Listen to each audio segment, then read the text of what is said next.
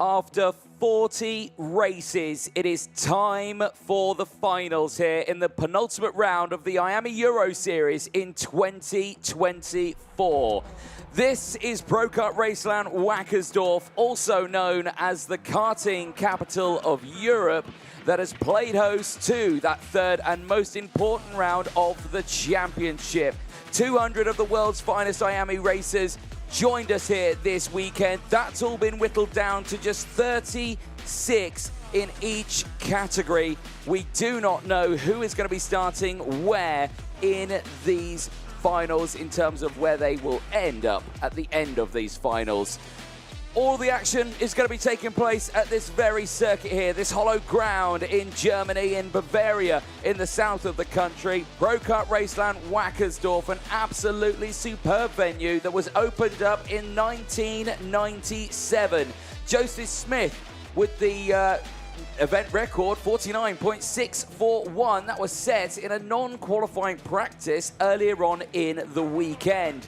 More races happened later on, but the times were not able to beat that one. A look at the track itself, though, 1.1 kilometers, or just shy of 1.2 kilometers. Track width 9 to 12 meters wide. It's 230 down the main straight, 125 down the infield straight, with an elevation of around about 3 meters. That is up through the first sector as it tips uphill and then comes back down into the flat section of sectors 2 and 3. The track itself, though, a brilliant venue. 11 turns in total, 7 to the right, 4 to the left, and 4 hairpins out there. Brilliant places to overtake. They are mainly during those 4 hairpins out on circuit. Hairpin number 2, hairpin 4, 9, and 10 out on circuit. They are the main overtaking opportunities. We've seen overtakes through turn 1. We've seen overtakes in through the chicane and the final hairpin as well. Plenty of places to get fast. The top speed drivers will be reaching on the circuit as well. Would be down in towards turn number 1. No braking for that corner, but they scrubbed the speed off, entering the corner at 120 kilometers an hour with an average speed of 85 kilometers an hour around the lap. It is a fast, flowing, demanding circuit, but the best place to go racing. Myself, Anthony Jordan, and Guillaume Alvarez in the commentary box as the Mini X30 final gets ready to head out onto the track. 13 laps, the longest race they will have done over the course of this weekend. And it's all the talk about the man from the Czech Republic, Zdeněk Babacek, who starts this one on pole position. But we go a little bit more into that a little bit later. We'll look a little bit more at the class before we head into that one. Drivers will be heading out onto the circuit very, very soon to get this race underway, but there you can see actually on the track in the nice parade there, heading down the hill onto that start-finish lineup. But a look at the class itself. Mini X30, drivers aged 8 to 12 years of age, 46 entries from 16 nationalities being represented this weekend. It's been whittled down to 36. So now 10 drivers have been eliminated from this point of the weekend. A look at the karts themselves. Engine 60cc with 10 brake horsepower. Total weight, including driver, is 110 kilograms. If there are any weight underneath that, well, that's a big no-no, and they'll be in a lot of trouble. Tyres that they've been using all the way throughout this weekend, the Comet K1DM tyres that they will have used over the course of this weekend. They've not needed to use the wet tyres. They've stayed fine. They get the 2 sets of dry sets all the way throughout. Nearly the entirety of this grid has not deployed them yet until this very moment. So I suspect, Guillaume, that the grid that we're going to have right now, everyone will have brand new tyres. And looking at that picture there, I think the odds to that is very much yes. This will be the case indeed. Good afternoon, everybody, and welcome back, or welcome if you're joining us for the first time live on IAMEEuroseries.com, on YouTube, on Facebook, and on Motorsport TV. We are live from the Pro Kart Raceland of Wackersdorf, from all over the world, wherever you are tuning in. The rain radar on the right side of your picture with approximately some rain expected around 2 o'clock this afternoon with intensity level rising around 3. This is all the theory as for now. The conditions have been very much dry all throughout this day 3 of competition here in Germany, in the beautiful region of Bavaria, about 1 hour and a half down the road from the city of Munich. We had 43 races in total on schedule, 40 down, 3 left. The most important ones, the ones that will declare this weekend's winners in each of the classes, mini, junior and senior. 10 points were awarded to the leader at the end of the qualifying races. In the case of the X30 mini class, it was Janek Babicek. That's the virtual championship. As you can see, Will Green from the Jamie Green Racing Team is still very much your leader in the IAME Euro Series with 1 round to go in this season. It will be in the home of champions of Genk by the end of August. We have Brian Bruno getting very close, 7 points shy in second place. He will be starting from the front row of the grid alongside Janek Babicek, who took the 10 points at the end of the qualifying heats. 25 points awarded to the driver on top of the podium. And the podium ceremony will be following, of course, those 3 finals at 3:15. That will be broadcasted, as always, live through the channels of RGMMC. So don't miss it out. But first of all, we have to go through the longest race for the X30 mini competitors. And all those youngsters between 8 and 12 years of age will be under close scrutiny of the race director of the competition, Mr. Martin Bean. Yes, indeed. Martin Bean there having a quick chat with our pole sitter for this one. Janek Babicek, over the course of the weekend, entered this weekend 8th in the championship, 9th in time qualifying. Certainly came back strong, though, in the qualifying heats. A win, 2nd and a 3rd. Good results over the course of this one, and in the championship, like you were saying, sits there currently 7th. So he's gained 1 place in the championship standings. That helps him out a little bit, but of course he's only a couple of points behind the likes of everyone who rounds out the top 4 out there. So again, he's got a chance of really moving up the positions. The same as this young man here, Brian Bruno, currently 2nd in the championship, is 7 points behind Will Green at the moment. Now, remember, Green starts this one on the 4th row of the grid. Brian Bruno starts it on the front row.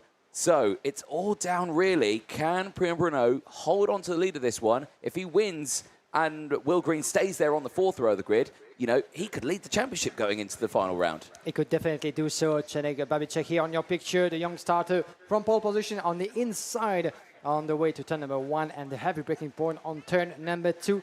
Keep in mind that between the driver winner and the driver in second place, there's 5 points difference. 7 points is the difference currently between the 2 leaders of the championship. So there's definitely some opportunity for Brian Bruno if he wins that final to maybe get past Will Green for the provisional leadership of the IAME Euro Series.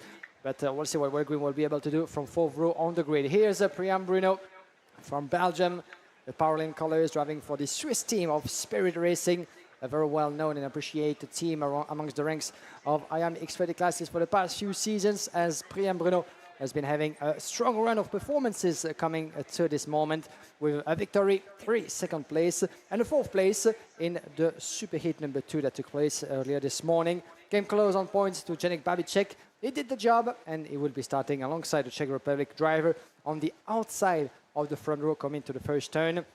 The track of Wackersdorf, of course, as always, provides a great team of officials and marshals, and without the passion and dedication of those volunteer marshals, well, there won't be any karting, there would not be any form of motorsport possible. So once again, to the orange, and in this case, the yellow army, we would like to give our biggest thanks and congratulations for the big work that have been carried out all throughout the weekend. The same goes to everybody here involved into the making of this great event in Wackersdorf, from the track people to the RGMMC squad and all the officials involved. Indeed, those people crowding the podium there in their hopes of standing on it maybe one day, but at the moment these drivers will be the ones who could be standing on that top step of the podium. There, Ludwig Granqvist, who starts this one in P3 on the 2nd row of the grid. Granqvist, absolutely superb weekend for him. 6th in the championship standings entering this weekend. He now is 5th in the championship standings at this point of the weekend. So he's in a really good spot here is the driver from Sweden. 7th in time qualifying, was eluded race wins earlier on and in the weekend as well. 2nd place in 2 of his qualifying heats and a 6th as well. So keep an eye on that one. There is Oliver Warner in what can only be described as an interesting choice of bucket hat on his head. But certainly I'm a fan of it. So there we go. And smiles on his face as well, starting this one. On the 2nd row of the grid as well in P4. Warner as well, really good results. 5th in the championship going into the weekend. Still there, he's the one who's dropped down 1 position from Ludwig Vanquist, but he's still in a really good, strong spot here. 4th in 2 of his qualifying heats and a 7th, P5 in time qualifying as well. So again, a driver who can really show a really strong performance here. The same as this young man here, Maxim Bobrozov, 5th on the grid, did take a race win in his qualifying heats, but the second one's 8th and 11th for him. Struggled a little bit, but he's still there in the championship standings. He's P4, he's not lost anything, he's not gained anything, but again, he is only 9 points behind the drivers ahead of him in the form of Austin Newstead, who he does start ahead of in this final. So there is a chance for him to gain even more place in this one, Guillaume. Yeah, the battle for the title will be certainly the one to watch, not only for the victory, but when it comes to the championship decided that will be taking place in Belgium in the home of champions. Watch out as well for this young man. Tony Cacciaferro will be starting from P6 on the grid. Tony Cacciaferro has been having a strong run of performances as well, to P5, a 7th place, and a 4th in the superheat of this morning. His best result to date. Can he even improve on that performance? We'll be following the progression of Tony Cacciaferro, just behind Maxim Bobrozov alongside him on the same row. With a lot of focus. 3 minutes left on the board and on the clock before we get going, ladies and gentlemen, at 1:30 local time here in Germany. As you said before, the track is being surrounded by a lot of friends, fans, and close ones from the drivers themselves. Will Green on your picture from 7th on the grid. One last check from the mechanic, one last few words of encouragement. Is your current championship leader 7 points clear from Priam Bruno? But as we said, they will be starting from a distance. Priam Bruno on the front row of the grid.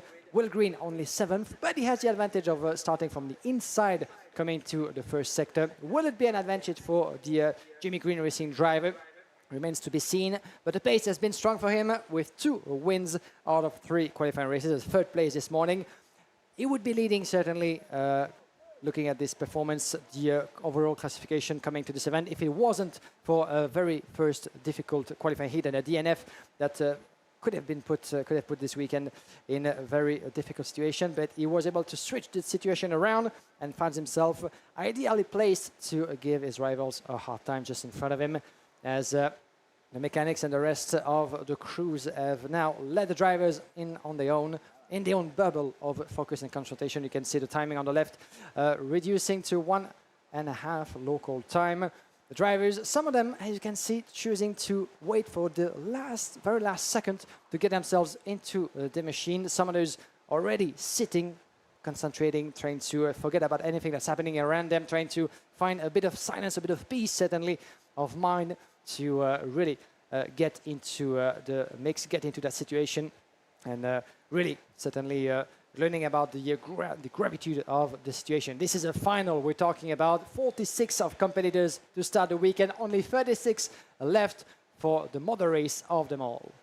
Well, 1 minute board just goes up there in the air. Now the mechanics have been told to clear the grid, which they have done so. They're making their way to the mechanics stand, ready to assist their pilots on the circuit. There, the full grid of 36 Mini X30 karts ready to go for their longest race of the weekend. 13 full laps here under the, well, I'm going to say broken cloud cover here in Wackersdorf. Blue sky is forming over the circuit. There is still the threat of precipitation around in the local area, but eyes are focused on this dry circuit right now. Zdeněk Babacek starting this one on the front row with Priam Bruno alongside for Belgium. We just do not know who is going to come out on top in the championship at the end of this one as we head to the final round in Belgium.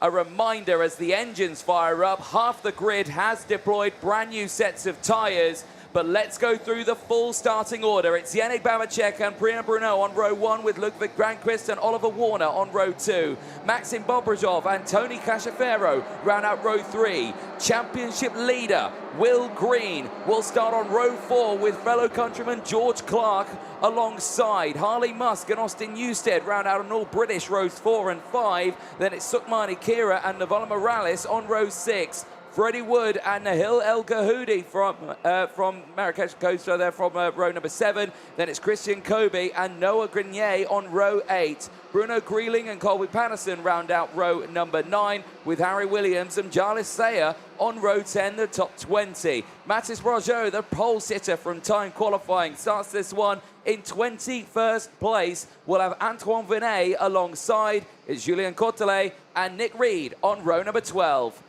Row number 13, at the back end of the grid, we'll see Aurélien Lemaire and Aidan Vedder-Luque, followed by Baptiste Augustin and Luca Pavel. Row 15, we'll see Ivan Gonzalez and Alexandre Point, as well as Alfie Davidson, Teddy J. Porter, Samuel Egon, Milo Cornell, Daniel Ferguson, and Asif Atika Mir. Asif Mir Atika, I'll be correct about this. As 36 drivers make their way onto the grid. 2 warm-up lap, 1 to get the tires up to temperatures, and then the rolling start as always. You know the drill with Yannick Babacek, the one having to pace everybody down in front of Priyan Bruno. And at the end of those 2 formation laps, once they get past the red line and the yellow flag dancers that Anthony Jordan has been appreciating so much since the start of the weekend. You'll get to see that once again if you haven't seen the little yellow flag show and the synchronization of those officials onto the track. It's worth a watch, that's for sure. As Yannick Babacek on the left side, Priyan Bruno on the right, coming to this picture. With Yannick Babacek coming to the inside. Here are the yellow flags. Once everybody get past, it's in formation coming to the last corner. Leaders are in 56.2 and 56.3 for Bobrozov. Interestingly, we have Oliver Warner and Will Green is the fastest drivers of them all within that top 4 position. So Green might actually be losing some time behind Bobrozov in P3. And if I were him, because as you can see the gap has been extended once again, if I were Will Green at that pace, I would certainly try to get ahead of Bobrozov in no time, because otherwise any hope of connection between... dear! This is... a couple of drivers actually going wide on the outside of the hairpin. As I was going to say, there will be time running out for Will Green if he doesn't get past Maxim Bobrozov. Any hope of making contact with those 2 will be out in the bin. Indeed, yeah, that may have been Harley Musk, one of them. Newstead now up into P9 with a gain of 1 place, so Newstead pushing his way through the field. Newstead would still be 3rd in the championship, joint on points with Babacek, because Babacek now does actually sit in 2nd place in the championship, so he's gained another one there. 3 drivers, you count them, 3 drivers, Babacek, Newstead and Bobrozov, all on 55 championship points currently on track in their positions. Obviously, 1 position change for any one of those drivers, and that will change. But 3 drivers joint on points going into the final round would be absolutely incredible in terms of a championship fight. Will Green is still the current leader of the championship standings. He's currently in P4, closing in on these 2 at the moment. Now, he's got 69 championship points, so he sits a fair chunk ahead of the likes of Babacek, Newstead and Bobrozov and Granqvist and Priyan Bruno as well. But all of those drivers still have a chance at the final round of getting that championship lead. So we're going to be going into the final round of the championship in Mini X30 at Genk with nearly the top 8 with a chance of winning the championship. That's going to be absolutely incredible. Make sure you set your alarm clocks for that one. There's a look at the virtual championship, but still Babacek and Granqvist holding on to their place. Now, we were saying how much that Maxim Bobrozov and Will Green were closing in at that point. I'm looking at the lap times, and still Bobrozov and Green were both faster on that last lap. Now, the gap's still roughly about the same, but they are closing it a little bit. You can see there, 9/10 of a second. It's going to drop down now, maybe. No, it stays the same. Not so much. It's not too much. They are just fractionally faster. But as you can see now in this second half of the race, they're starting to break away again. Yeah, it is really getting on our nerves, not only on the drivers, but ours as well. because as the race progresses towards its end, lap number 10 out of 13, we don't see any improvement in terms of the gap between Granqvist and Bobrasov, which means that even though all those drivers keep pushing, they're very much on the same playing field. You can see the confirmation with John Lasseyer putting on the pace, putting on the work. He just got ahead of his teammate Maxim Bobrasov and even got ahead of Will Green outside of the picture. Confirmation, Will Green just stuck between the two Fusion drivers. And for the championship leader, still not too much of a worry to do to make himself. Jacek Babicek actually now finds himself second in the championship. If he stays where he is, Granqvist still has a lot of opportunities up his sleeve. He's been really putting the work as well, it has to be said. Ludwig Granqvist able to really follow on the pace of Jacek Babicek, really staying glued to the Czech driver all throughout the final. That's an impressive demonstration of skills from Ludwig Granqvist. And at some point, as we're heading towards the final, the conclusion of that final, at some point the Falcon driver has to try something. He cannot stay behind Jacek Babicek forever. He has a couple of opportunities throughout the course of that lap and the lap after this one. So watch out where the Swedish driver might actually launch his attack. Well, if Granqvist can get past, that will massively affect the championship standings, as it's only 2 points separating Granqvist and Babicek for second. This could promote Granqvist up into second in the championship standings. So this overtake really is an important one, especially heading into the final round next. Granqvist wants to have the best possible opportunity of closing in to Will Green, championship leader. Out of the final corner they go. We go on to the final lap of the race now as the sun comes out behind the clouds and shines upon the Mini X30 finalists.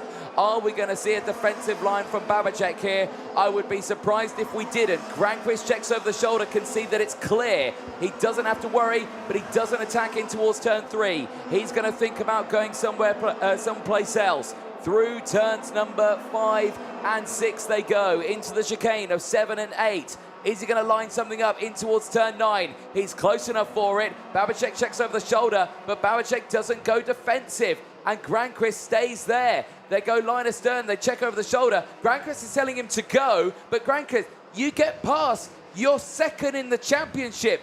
Don't say keep going. I'd go for an overtake if I was you, but he's going to stay behind him here all the way to the end, and he's going to finish in second. He's going to be delighted with it across the line. Jacek Babicek takes the win. He's delighted. He's second in the championship. Granqvist is just 2 points behind, but sits P4 in the championship standings at the end of the penultimate round. But that, for Ludwig Granqvist, I believe, is his best ever result in a final in 2024. Absolutely superb for the young Swede and the driver from the Czech Republic. Babicek becomes the third different final winner of the season. Will Green finishes in third place at the end of that one, so actually extends his championship lead by a little bit more now as well. You've got Will Green leading with 72 points heading into Belgium. Then you've got Babicek with 55, Newstead with 53, Granqvist with 53, Brian Bruno with 50, Maxim Bobrasov with 50, and Oliver Warner with 42. I think Jarlaser is just outside the cusp of what he could do, maybe. He's still in contention, I believe, but 37 to his name, 8th in the championship standings. We're going to the final round, ladies and gentlemen, in Belgium, with so many drivers in with a chance of winning that championship. Fantastic performance indeed. We cannot wait to be at round 4 in the Home of Champions in Belgium to see it all play out and to crown this year's winners of the IAME Euro Series. But what a final this has been. Not certainly the most exciting of races you would have seen on this track, but it was very much down to strategy, down to driving skills, putting immense pressure on each other's shoulders. And in the end, it was down to the one really keeping it all together. And Jacek Babicek had the honor of crossing the line first, a race winner for the first time in 2024. And if I'm not mistaken, that might be the first ever win of Jacek Babicek in the IAME Euro Series. Something to be confirmed. But what a result for the driver from TEP's racing team. winning in front of Louis Grandkist, taking his best results to date this season. And Will Green, as you said, converting his leading position in the championship. He's currently 17 points clear from Babicek in second place. It's pretty much the same amount of points awarded for the win that he had today. So a great gap that Will Green has been able to build himself heading towards the conclusion of the year. Indeed. Let's have a look at some of the highlights from that one. Pretty calm race for the top two, pushing each other along, breaking the way, and just getting to the end of that race exactly what they needed. There was a little bit of a coming together in the middle of the pack there. Some drivers tumbling down the order, and actually Noah Grenier out of the race in that one as well. Only the one retirement. This was on board with Maxim Bobrozov, who started this one in P4. Actually, no, sorry, P5. But he pushed himself along as much as he possibly could. And there you can see he's up into fourth place, just trying to squeeze his way in. But again, it just shows how close for comfort it all was there. Brian Bruneau just denying that chance. And then when he's stuck on the outside, that just opens the door up to the rest there. And the rest of the field all managing to squeeze through. There was Ollie Warner just getting in ahead of him as well. So very tough race for a lot of the drivers. There you can see Bobrozov trying to fight back through later on in the race. Would finish it in P5 where he started. I suspect not the result he would have wanted at that one, because he was thinking he could gain some places, but his teammate, Carlos Sayer, certainly pushing his way through. 16 places gained and just finishes off the podium. That is a superb charge in that race.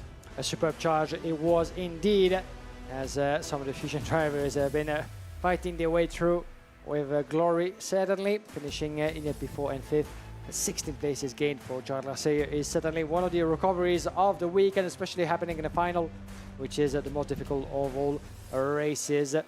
As Bobrozov losing a place here to the 842 of Will Green. That would have been the move pushing forward the championship leader on the third step of the podium.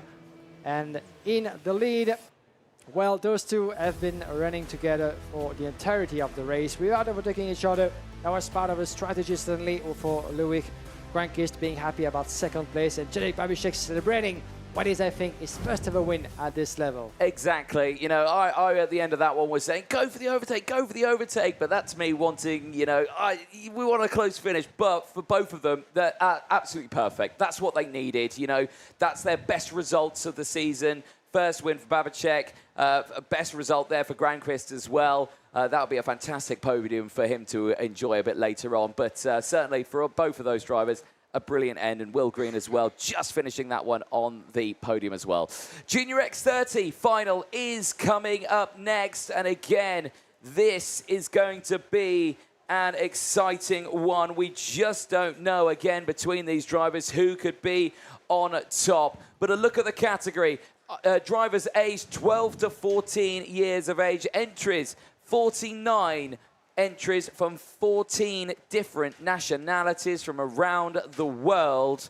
And again, it all gets whittled down to just the 36 in this one. So again, we have seen drivers get eliminated. Displacement, 125cc engines, 21 brake horsepower, and the minimum weight, 145. That includes driver and cards. Like I always say, any gram underneath that, you end up in trouble. Tyres, the MG SH2, the harder of the two compounds being used over the course of this weekend. They may have had to dabble in the world of the wets in the qualifying heat phase, but I don't think they had to worry about that one too much. They've had the use of 2 dry sets over the entire weekend, so the choice of tyres for this one is at a fine line. A lot of drivers did deploy them relatively early on, but some haven't just yet. We'll get that info to you very, very soon. But it'll be crucial to see who has saved those second set of slick tyres. Drivers make their way out onto the starting grid for this one. And Guillaume, we're looking forward to this one. Exciting. 1 point separated the two drivers going into this weekend. And guess what? It's now only 2 points that separate the drivers going into this weekend. That is it. That is superb in itself. And they themselves, they've got a 20-point gap between themselves and Zacharian, who sits third. So it's still close. It's still, 3 drivers in with a chance. But it's all down to Mackie and Buckley, I think, in this one. or maybe he could go the way of another driver named Green onto that field. Could he go the way as well of Zach? It all comes down to that 14-lap race. The junior final is upon us, and Harrison Mackie will be the top favorite heading to this. Starting on the front row of the grid, 60 points as you can see, 2 points from Tide Buckley. Zach Green is a little bit further behind with a 22 points deficit to his name. Things can change, things will change based on today's result. Harrison Mackie and Tide Buckley have been so far the main protagonists in the course for the title. One win though for Benjamin Manak in the opening round in Zuera. Round 2 won by Harrison Mackie in Franciacorta, who will take round 3 in the Pokal raceland of Wackersdorf. 14 laps for an answer, but what a grid that is. The 36 best competitors in the junior class. There were 48 to start the weekend with. Those competitors aged of 12 and 14 years indeed, making their way on to the track. Zach Green, Harrison Mackie, Tide Buckley, Nikita Nikishov to pay attention as well. Didier Kreeft, Benjamin Manak, these are some of the competitors at the forefront on the grid. We're going to review this grid in a moment, but the battles in the junior class, much as we've seen in the minis and the seniors, have been plenty all throughout the weekend. But in the end, there will be only one stepping on top of the podium. Zach Green has been displaying great performance with 3 wins and a P4 in all throughout his qualifying heat and super heat. He came to take pole position for this run, this final, for just 1 tiny point in front of Harrison Mackie and Tide Buckley a little bit further back behind. So at this point, all bets are on the table, and it's down to the best of them.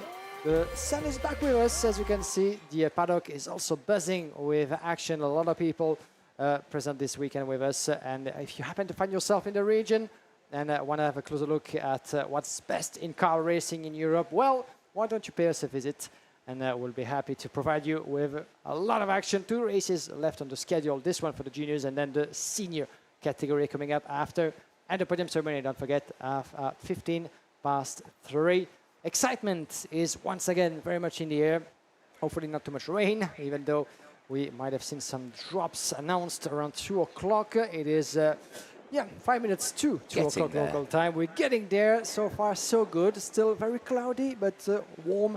A little bit humid as well, but still very much dry.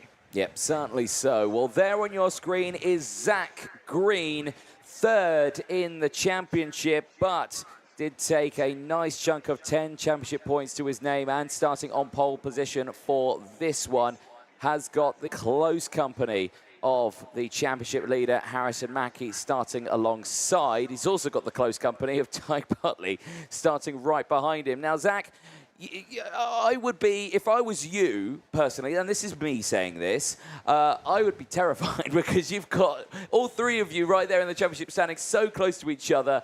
You could just see, it's a tense time. You're sandwiching yourself in a proper championship fight there. You are 3rd in that championship standings, but Green himself is a fearless young lad, is Zach Green, and I suspect he's going to get tucked in, running in deep with that one. There is Harrison Mackie starting this one on the front row of the grid. 2nd place for Mackie for this final. He's had a good weekend. Pole in time qualifying. He had the race win in his first qualifying heat, 2nd and a 3rd. So he's had good results over the course of this one. He's put himself in a really strong position here as he gets ready for this one. There has a quick chat with race director Martin Bean before they get going for this one. But again, he's got, his pressure is on the shoulders. Like you say, championship rival Zach Green starts alongside him. 2nd championship rival Tide Buckley starts just behind him as well.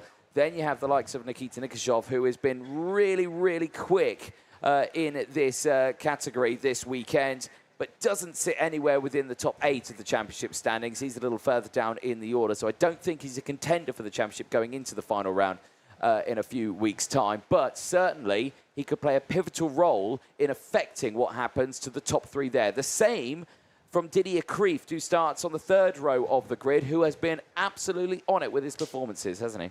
Yeah, he's been definitely, as much as this young man, Tide Buckley from Mick Barrett's Racing. The number 24 will be starting on the third spot of the grid. And that third spot, even though on the second row, is certainly the second best spot after pole position when it comes to karting, especially with the right turn going on to the breaking point of the hairpin.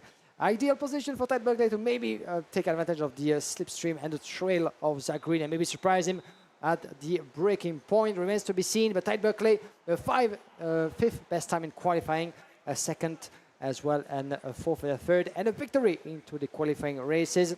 He's going to have by his side, competing for Drake's Spain this weekend, Nikita Nikishov, and a Spanish license with a triple of second places, a 10th place in the superheat number 2, putting him on the second row of the grid. Nikita Nikishov has been showing some strong performances this weekend, 15 in the classification coming to this event. Nikita Nikishov, who didn't score, who wasn't present actually in at the round number 2 in Franciacorta, scored 9 points in the final in Zuera. So a return certainly up to his standards, considering he's been absolutely consistent and is one of the contenders battling for the win for this final. Less than 3 minutes left on the clock, ladies and gentlemen, and the wind still very much picking up here in Wackersdorf. As you can see, the drivers getting themselves ready, sitting in the machines. And once the light go green, we'll be good to go for 2 warm-up laps. Once the mechanic make it out of the grid. The number 21 on your picture, Harrison Mackie, on the front row of the grid alongside Zach Green. Harrison Mackie has really stepped up his game this year. Last year, he was P8 at the end of the IAME Euro Series. This time around, he actually finished twice on the podium. He was third in Zuera, winner in Franciacorta, 51 points coming to this event. At this time, considering that he has been absolutely perfect during his qualifying races, he sits still on top of that championship with 60 points, 2 points clear from Tide Berkeley.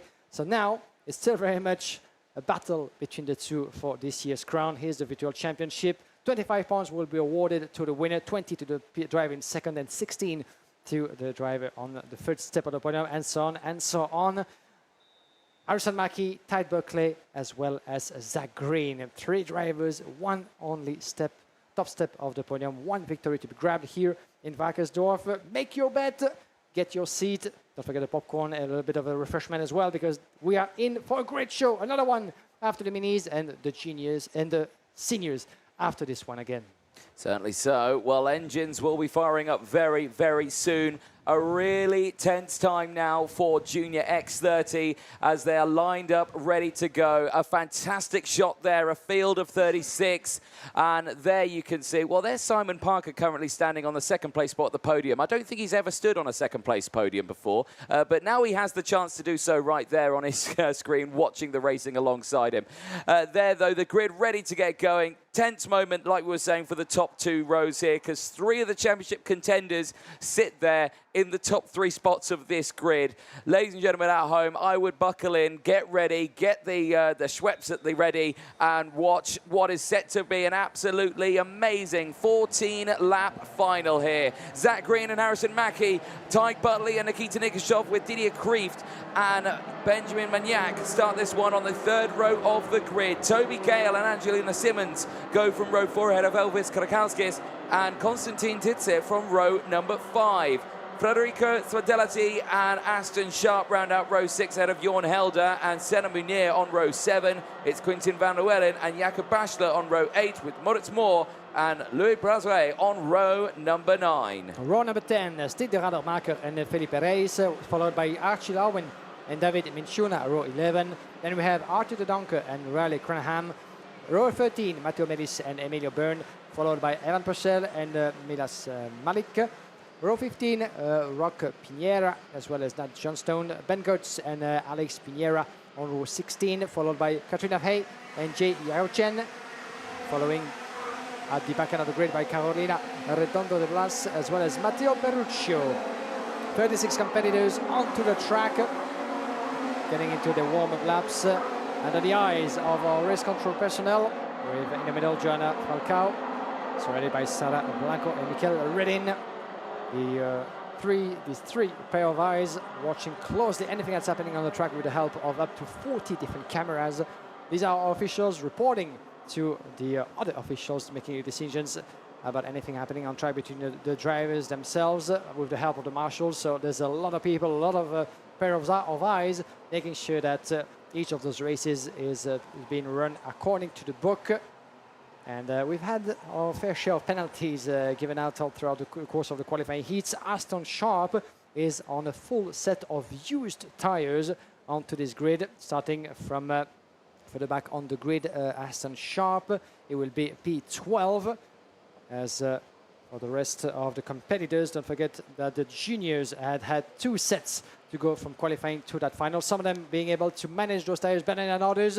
Remains to be seen in terms of rhythm, but in just a few moments we'll start getting some answers. We certainly will do. Some drivers have deployed those full new slicks as we go green and racing, and it is Zach Green who leads the way going into turn 1. Sharp fighting the wheel there, so is Buckley.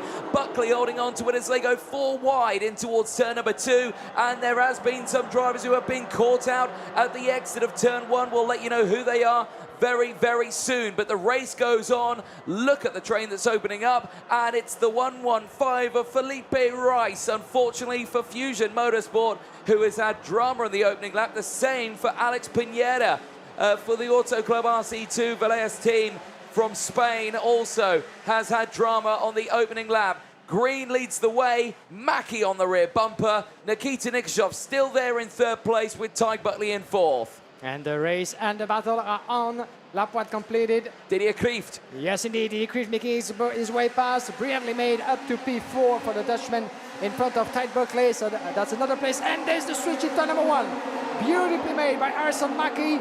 And that keeps on going between some of the drivers further back into the hairpin. But what a move and overtaking that has been achieved by the Fusion Motorsport driver who finds himself in the lead. Gale down the inside. Oh, how close could you get there? And he just squeezed his way through, and the same as Ty Buckley as well. Now they're battling away with, I think, Johan Helder in there, who was just squeaking his way through as well. Or was it Elvis Krakowskis? I think it was. Might have been, yeah. Krakowskis in the number 20 Mole Racing kart, yes, that's just been squeezed down the order a little bit there now as the whole field sweeps their way through, back down the back straight again into the final corner.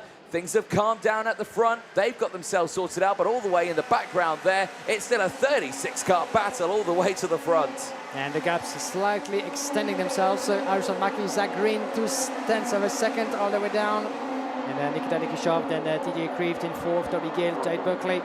Spartani Federico climbing 4 places up to P7 from Senna Meunier, John Helder, and Angelina Simons-Torres.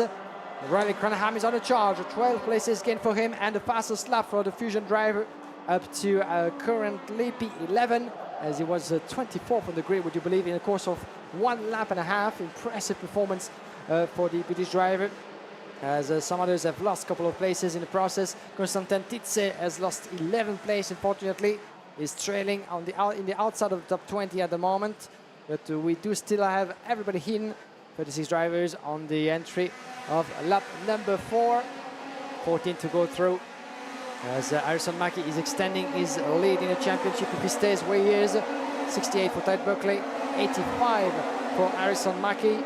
That will be more than comfortable heading to the home champion of Genk, but the race is still very long as Nikita further back. This is Nikishov.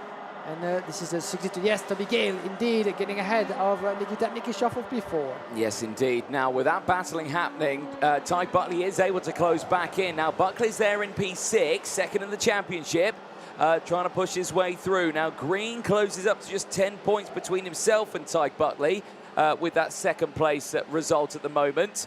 But this could all change here. Green is in a really powerful spot to affect this championship standings. If he gets it in front, he will certainly close up the likes of the others in that championship fight of Mackie and Buckley. But Buckley needs to get on board with this one here. He's still there behind, and he's getting on board with this one. Down the inside of Nikita Nikishov, and he moves up into P5 right there in the background. You can see that one. Now, this is excellent stuff. Fastest lap of the race there for Buckley. He has got the pace now, and he is closing into the 4 up ahead. That's going to be interesting for sure.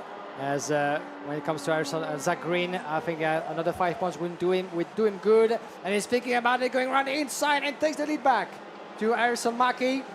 Quick look over the shoulder, and the British driver, you could see him gesturing to his fellow countrymen of staying together. Let's try to work this thing out, because otherwise we're going to find ourselves with a lot of drivers behind trying to snitch that victory away, as it is up to 4 of them in the same picture, pretty much trying to get close. Mackie has to counter attack. He was saying to Siegfried to keep him pushing, to keep pushing away from DJ Kraft and Tommy Gale. Look at those 5 drivers for the moment, almost 5. Oh, and one of those, number 100. It's a premium karting. It's Katrina E, I believe. Katrina E out of this race. That is a terrible thing to see, unfortunately, for the young female racer from Malaysia. Certainly having a tough weekend here. Here's a replay. This is Gale going down the inside for P3 on Didier Kreeft, and getting that one done while we just cut away from that one. So back here with that battle. Now there is Katrina E's card. I think that might be a breakdown actually, more than anything, and I think it's just been placed there. That's a big shame. Yeah, because we haven't seen that many incidents in that particular part of the track, so disappointment for Katrina Hay, that's for sure. We're back with the leaders on lap number 7, halfway through that junior final. Zach Green and Harrison Mackie split by nothing, not even a meter between those two. Toby Gale, Tide Buckley. I was going to say that at the moment, with the first position in hands, well, Tide Buckley is still in second place, where it keeps actually, gets the gap down to 9 points between Harrison Mackie and Tide Buckley. If it stays like that, Buckley could actually get another position in the bag, and getting even closer in the championship to Harrison Mackie. For Zach Green, it's all comes down to stay where he is. Always easier said than done. Tabor Gale a little bit on his own from 3rd place, under the pressure of Ted Buckley, Didi Kreeft, Nicky Schoff down in P6. And once again run inside of turn number 1. Harrison Mackie, this time around, is not able to shut that door, and there's a switch of position. Zach Green saw that P1 taken away from him for a brief moment, taking the positions back, shutting the door, and that is gonna keep actually Harrison Mackie into the close of Toby Gale, Buckley, Kreeft, Nicky Schoff, all 6 drivers pretty much as one entering the chicane. We're entering the second part of the race, ladies and gents, and now the tension is rising even more. We have a fight on our hands here, and it's all between these top 6. Kreeft going back down the inside of Buckley. Buckley, though, well, he doesn't want to start going defensive because he wants to try and stick with these top 3 as much as he can. I think he needs to just try and employ these 2 drivers behind him to, like, please, can you push me up to these runs, because, you know, I'm still fighting in this championship right now. Mackie back down the inside, that will help him out. And now here comes Gale. Gale to the inside, he's going to get involved in this one. Now this really does change the championship just that little bit more, with now more drivers coming in, throwing in the spanners and the championship works that is the lead between Harrison Mackie and Ty Buckley. Buckley's back into second place now in the championship standings, and there's now 9 points between the 2 of them. Green, though, is going to fight back. He's going to go down the inside. That will affect it even more now. Buckley breaking away. He's going to have to go defensive here now. He sends it back down the inside. Nikita Nikshov follows as well. Here comes Didier Kreeft. They go 3 wide in towards the final hairpin. My goodness me. They are 3 wide on the exit as well as they whiz past the commentary box here.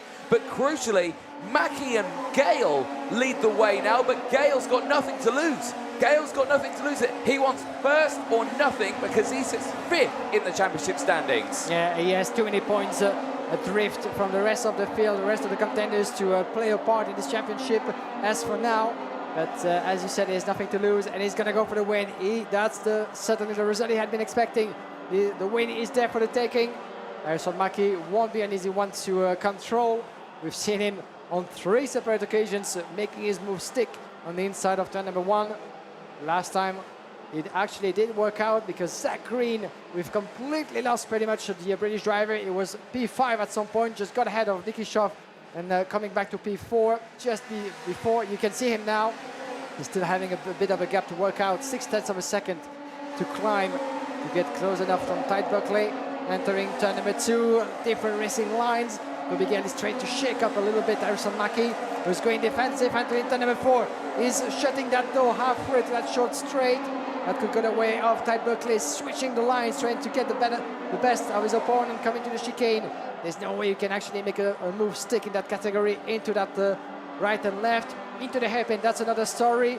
has run inside. There's a first attempt, at least trying Toby Gale to shake up a little bit Harrison Mackie, but doing that is going to lose second place. Ty Buckley dive on the inside, and you could see actually Toby Gale, as soon as he was overtaken, gesturing to his opponent, okay, I'm just right behind you. Make nothing out of it, just keep pushing, because otherwise Harrison Mackie is getting away. He certainly is. The gap's opening up, but now Gale's going to fight on it. Oh, Buckley goes defensive again. He doesn't want this. He wants to close in on Mackie as much as he possibly can. We are on lap 12 of 14 right now. Gale back down the inside, gets through past Green. Green back down to P4, but Green fights back through turn 5, and he's back into third place. Now Gale's on the back foot, and keep an eye, because Nikita Nikshov is back into play. Didier Klieft is back into play. Helder, Fidelity, Cranham, Magnac, still the top 10. Riley, Cranham, we've only just clocked it, 15 places gained in this race, and he's just off the back of this lead battle. Absolutely superb drive for the young Briton. Here's a replay then. What happened here? So Mackie checks over the shoulder, sees that Gale's saying go, but then Mackie says, well, he's going to start defending a little bit here. And now Gale's saying, it's like, all Gale wants people to do is go forward. And right now they're defending. Right, this is closed back up. Buckley is on that rear bumper of Mackie. This is a championship battle here, ladies and gentlemen. If Ty Buckley can get in front of Harrison Mackie, this will help them out, and they will go into that final round in Genk. Near on joint on points between the two of them. There'd be only 2 points separating them. So they need to get this, well, Buckley needs to get this one done if he wants to really help him out in this championship fight. Sorry, I'm going to have to correct myself there, Anthony. Actually, Ty Buckley might take the lead of the championship, because I thought he would. Harrison Mackie is at 85 at the moment. He would lose those 5 points that would go to Ty Buckley at 78. So it would actually go to 83 to 80. So there would be 3 by 3 points. The lead is going to Ty Buckley into the final lap. Ty Buckley is taking the lead on that final here in Wackersdorf. Then Harrison Mackie trying to counter-attack. Watch out for Zach Green. Zach Green is the third driver into that battle, coming back at him, creeping the curve into the chicane. Only a few corners and meters left into that final with the Fusion driver stuck in between. He comes back in. There he goes in the middle. Zach Green goes with him, but Ty Buckley is resisting. Keep that second place alive. Only a few meters left, but Harrison Mackie is back in the lead. Buckley's got the inside line, but so is Green. They're going into the final corner, 3 wide. Buckley on the inside line. He gets the door slammed on him. Mackie is going to make it to the line in his second final win of the season, and he maintains his championship lead going into the final round in Belgium. It is Harrison Mackie back on top in the IAME Euro Series in the final in Junior X30. Well, what can you say about the young Briton? Absolutely lightning there. Now Green finished in second place. It wasn't Buckley. That nose chopping off on that final corner really scuppered Ty Buckley. And now Green finishes in second. Toby Gale finishes third. Ty Buckley, who was going for the lead into the final corner, ends up off the podium in P4. Well, the championship standings, there they are on your screen. Provisional, of course, provisional with a capital P. Harrison Mackie, 85 from Ty Buckley, 71. It's still going into the final round. Near so close in the championship. Green, though, has really helped himself out, but he sits a good chunk behind Harrison Mackie, so that's going to be a really tough weekend for him if he wants to make a dent in that one. So it looks like it's going to be Mackie and Buckley for the championship in Belgium, but still, what a race that was for the rest of the field as well. Seriously good stuff, and Riley Cranham, I think, driver of that race, 15 places gained, finishes inside the top 10. Well, we're all gonna need a breather after this one, but what a final and what a few later stages. It has been a crazy battle between the contenders of that junior class. But the biggest loser of them all certainly was Ty Buckley. So close to get the win out of this one, but unfortunately for him, it would cross the line only in 4th place. And as a result, we do not have, I mean, we still have, of course, very much a title fight on our hands, but not with a gap as tight as we would have thought. It could have been 3, even 2 points. Now it's up to 14 between Harrison Mackie, winner in Wackersdorf, and Todd Buckley fourth on the line. But still, all bets are still very much open coming to Genk. Zach Green, the third driver into that battle, taking a brilliant second place. Toby Gale coming out of nowhere to snatch that last step of the podium to Todd Buckley.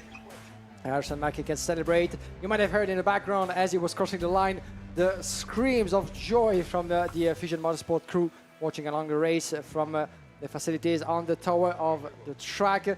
And Harrison Mackie can be certainly very, very proud about himself.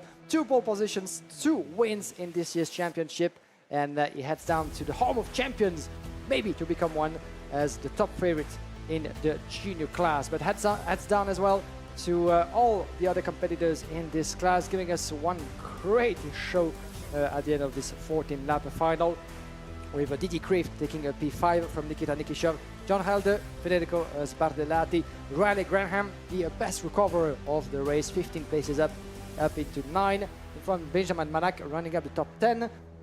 Then we have in the rest of the classification before we get a close look at the replay. Replay comes in, we'll go to the classification in just a moment. Well, a very dramatic and exciting final there for Junior X30. We did call it, didn't we, going into it, but certainly so, they certainly delivered. There you can see right in the background, 3-4 wide there. I think some concertina effect coming in, some drivers going off the track in the early stages of the race. You can see yellow flags out, and only the one retirement from the race, so that would come later on in the form of Premium Karting's Katrina E, unfortunately missing out in that final. Green getting the lead earlier on, Mackie retaliating, and this battle really soared throughout the whole thing. It's not like, you know, Mackie led the way and Green stayed behind for 10 laps and then they tried again later on in the race. No, it was a constant fight between the top 2. We don't usually see that in finals, but it just shows how important this final was for the rest of the field. It did stay the same for a couple of laps between the 2 of them. That allowed the drivers behind to battle away. Nikita Nikishov, Toby Gale, Didier Kritel battling. Then on the next lap, that's when Green went back through and thinking, I don't want that battle behind to close in on us here. And you know, that's where we saw the change there. Toby Gale now battling down the inside of that one. He would finish in P3 at the end. Ty Buckley on this one, probably having a heart-in-mouth moment. That was the moment we lost Katrina E. I'm not sure if that was a mistake because we didn't see tyre marks on the track there, but I don't know if it was just a breakdown or an off on the circuit. Yeah, Buckley, I think, had heart-in-mouth for the majority of this moment because he was right there, P4, P5, P6, back to P4 again. Then finally, nearing the end of the race, he was closing in. But these two here, chopping and changing, was, I think, just the highlight of it, wasn't it, Gil? That was beautiful because on 3 occasions, Harrison Mackie managed to get past on the same spot, the inside of turn number 1. In a final, that's worth trying, and he made that work brilliantly on 3 different occasions. The last one working out perfectly to his advantage with Zach Green tumbling down the order. At some point, he was down to P5 before making his way back up to P2. But this could have been an entirely different story. A lot of gesturing, a lot of mind game into that final between the contenders, as Toby Gale was trying to say to the others to keep pushing. Ty Buckley run the inside, putting himself in second to try to attack Harrison Mackie. And once again, Toby Gale gesturing to his his opponent, sorry, to keep on pushing. But Ty Buckley at some point would lose ground, starting with Gale on the inside of Zach Green. Toby Gale that would finish on the podium on the 3rd step. But what a battle this has been between the two. At this point, on lap number 12, we thought it would come to the battle between Ty Buckley and Harrison Mackie. Buckley taking the lead back. Zach Green up into P3. Toby Gale was out of the picture at some point. And then the switch back into the final lap, just a few corners before the line. Harrison Mackie up in the lead, watching, checking over his shoulder. And then Zach Green, Ty Buckley just behind. Green on the inside. Coming to the last turn, that it's gonna be almost 3 side by side, but around the long way. Well, Harrison Mackie, clapping to himself, was able to keep the lead for the last few meters before the checkered flag. But what a finish this has been! Only a couple of thousandths of a second splitting the favorites of the junior class onto the line, and that's what we like to see from between teammates. Didi Krieft congratulating Harrison Mackie. Another beautiful gesture of fair play between Zach Green and the British driver. But in the end, there could be only one winning here in Wackersdorf. All the emotion that can be read on the face of Harrison Mackie, taking the win in the junior category from Zach Green. And Toby Gale in third place, and Tate Buckley in fourth position. What a race it has been, and there's pretty much no break, ladies and gentlemen. Stay with us because we have the X30 senior category coming up. 17 laps to go through to crown the last winners of the day. Well, we'll have a look at the class in a few moments' time, but yes, you are indeed correct, Guillaume. Senior X30 final is heading out onto the circuit. A look at the category itself. Drivers aged 14 years plus of age, 115 entries. I'll correct myself, I said 111 earlier on. From 22 different nationalities racing this weekend.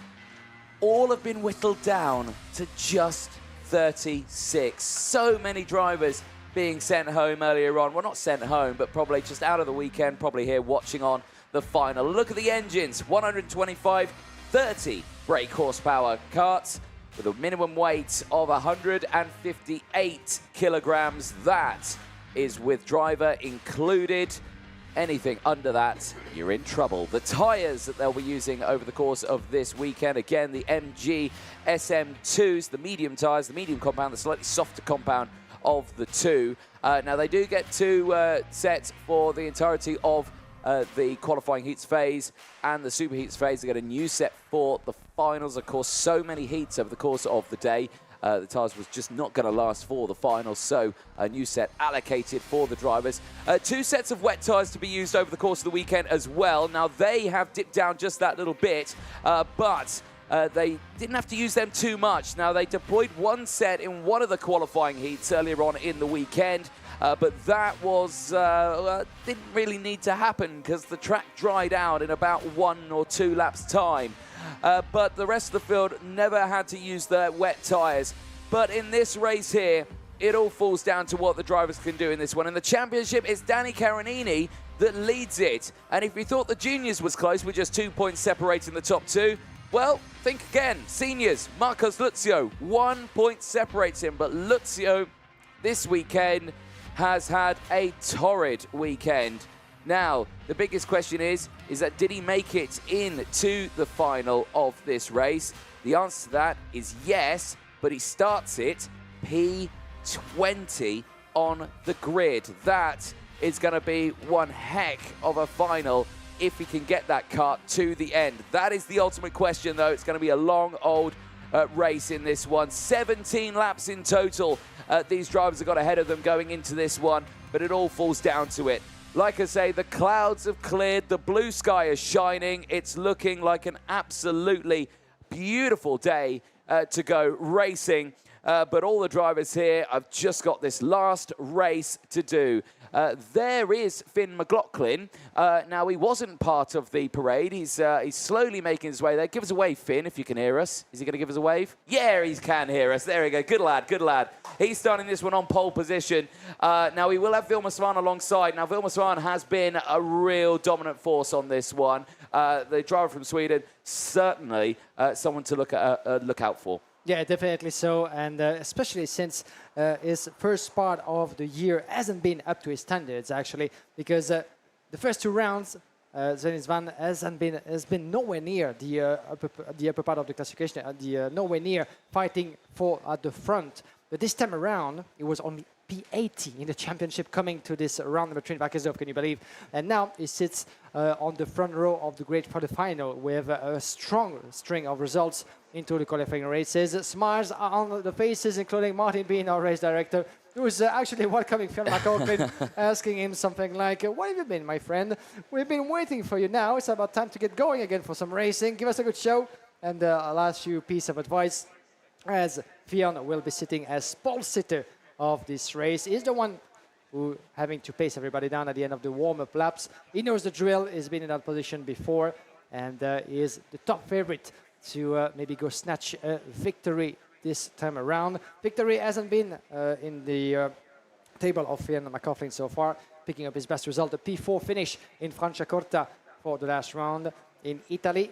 But now he has all the chances to maybe snatch that first victory this season. But he's going to have certainly a stronger position. He's been winning over Fionn McLaughlin so far into the qualifying races on 3 occasions, including the superheat of this morning, and a couple of second and third place results for the very fast Irish driver. Look at the rain radar there. You can see really thin bands of rain all kind of stringing their way along, and they're just clipping us here at the moment. So we are so lucky of where we've been positioned right now with that rain. There is Vilma Svan starting alongside on the front row. 2 qualifying heat wins earlier on in the weekend. Qualified 8th. Overall in timed qualifying. Worst result has been a P5 in the qualifying heat, so a very strong performance all the way throughout this weekend. It starts this one 2nd place. Now, isn't anywhere within the championship standings. Like we were saying, it's Carinini from Luzio. McLaughlin sits only 9 points away from Danny Carinini, and that's going to be an interesting one because Danny Carinini in this race starts, well, a little further down in the order. That is in P4 for this one. So he does start just behind in the order here for Finn McLaughlin. But it's going to be a tough one here. There's Eloy Gonzalez. Really been impressed with Eloy Gonzalez this weekend. That one bad result meant that he's not started right up at the sharp end. But so many wins to his name this weekend. Well, pretty much everything. 6 out of 7 if you count the superheater this morning. Eloy Gonzalez with his Birelot machine has been pretty much unbeatable here on the German track of Wackersdorf. And a quick shout out from one of his rivals as well for the down the grid. That's what we like to see, as Eloy Gonzalez will be starting indeed from 3rd on the grid, just behind the pole sitter on the left side. Fionn McLaughlin, but Eloy Gonzalez, a P19 in his first race, and then he just kept on winning every single other race he's been part in. So an impressive set of results for Eloy Gonzalez, that's for sure. Eloy Gonzalez, who as at the moment is not within the top 8 of the championship in the senior class. Eloy Gonzalez, who was only 33 just before this run trade Wackersdorf. That has been an interesting phenomenon in the senior class with a lot of drivers that we haven't seen fighting at the forefront, getting himself into the mix. But look at this man. From Italy, Danny Carinini will be one of those to keep an eye on. He will be starting from 4th position on the grid, on the outside coming to turn number 1. But it might actually, doesn't matter very much for Danny Carinini, who has been absolutely performant since the start of the weekend. The pole sitter of that class to get started with, and 1 win, a couple of strong 2nd and 3rd place for Danny Carinini, putting himself on the 2nd row of the grid. Keep in mind that is one of the championship contenders, leading that classification for 1 tiny point in front of Marcus Luzio. Luzio, who came to Germany as the leader, now he's just missing 1 tiny point to take that place back. That's going to give us one heck of a battle for the title coming to the last round. We might not crown a champion just yet this time around, but in a couple of weeks' time, this will be the case. Fionn McLaughlin is not far behind. 41 points in the championship as we speak, 9 shy from Danny Carinini. When it comes to Riccardo Ferrari, he sits 4th overall in the championship at 33. I would say his chances are mathematically still, of course, on the table, but a little bit thinner than the drivers in front. So we have ourselves a 3-name battle certainly for the title in 2024. And if he wins this Sunday, Fionn McLaughlin has certainly even bigger options to lay his hands on the trophy. Certainly so. There you can see the SEA mechanics all making their way to the track now. Everyone wants to get a piece of this final as the whistle blows and the engines fire up. Let's take you through the starting lineup. It's Finn McLaughlin and Vilma Svan on row 1, Eloy Gonzalez and Danny Carinini on row 2. Austin Gale and Elia Weiss go from row 3, the highest of the home country drivers here in Germany. Kyo Lee and Ruben Moya go from row 4 ahead of Alex Machado and Josie Smith on row 5. Then it's David Dragan and Kevin Lantinga on row 6. Andy Rattel and Eki Kalterin round out row 7 ahead of Joanna Luja and Hugo Heron on row 8. Then it's Paul Chaus and Christian Biasati on row 9. Row number 10, Riccardo Ferrari and Marcus Luzio, 2nd to the championship, starting on the P20 on the grid. That's going to give us certainly a lot of exciting moments with the recovery of Marcus Luzio. Carl Clark and Miguel Blascos sharing row 11 from Matteo Zanchi, Otto Pikkonen. Row 13, Max Hazel and Phil Strange, aka Phil Collins. Then we have P14, Maxime Blanchemain and Marius Barryberg, followed by Anam Rahali, Sam van der Reyden, Leonardo Langoni, Luca Bettoni, then Peter Stiller, Luca Outen, Remo Blanc and Daniel Kinchar, that has been spending a lot of time in second series for the past few years in the Spanish and British F4 championships. Always good to have familiar names in the world of karting back with us. But there's gonna be a lot of work on the hands of Dan Ginchar, starting from the 18th and last row. Keep an eye as well, as we said, on Marcus Luzio and Riccardo Ferrari. They're sitting 2nd and 4th in the championship and sharing the row number 10 on that grid. So if they want to get out of Wackersdorf with still a tiny chance to have a role to say in the battle for the championship title, well, they're going to have to really put out the work into this final 17 laps to try to make a difference. Certainly so. Here we go then, as drivers start making their way into the final sector for the last time today. Please, ladies and gentlemen, pay witness to the synchronization of Selena and Rene, the yellow flag marshals, who have been doing a fantastic job of slowing the drivers down as they pass over that red line. And we've had a near perfect weekend of race starts. Only a couple of false starts, which is brilliant to see. But there, for the last time today, please, in a few seconds' time, when the last of the drivers hurry themselves through, hurry. Synchronization, please. Oh, perfection. There it is for the last time today. Drivers make their way round the final corner, bunched up nice and slow. It's McLaughlin and Svan on the front row of this grid. Senior X30 final is go as they make their way down in towards turn number 1. Look at the start for McLaughlin. McLaughlin's bolted and he's gone. Eloy Gonzalez in 2nd place is holding on to it, but it's all kicking off in the background there, and it all kick-started with Paul Chouse in the middle of it. He just got squeezed in the pack there. Absolutely nothing he could do. A complete passenger as the whole field came through. The race goes on. Svan's there into 3rd place. Danny Carinini still in P4. But the big story in this one is Finn McLaughlin has checked out. Yeah, fantastic getaway from Finn McLaughlin from pole position at the end of this opening lap. A couple of drivers getting into trouble and putting some wheels onto the grass. One of the candidates, indeed, Paul Chaos, not particularly happy into this first sector. Lap number 1 about to be completed into the last right-hander, where drivers with different line are able to make so many moves over the past few races. Pierre McLaughlin, 7/10 of a second, and a switch already for 2nd place with Wilmer Svan getting ahead of Eloy Gonzalez. Watch out for Danny Carinini. The Italian was keen on doing the same on the other side, going the long way around and having to stay behind as for now. Elia Weiss coming close to the Zanki Motorsport driver.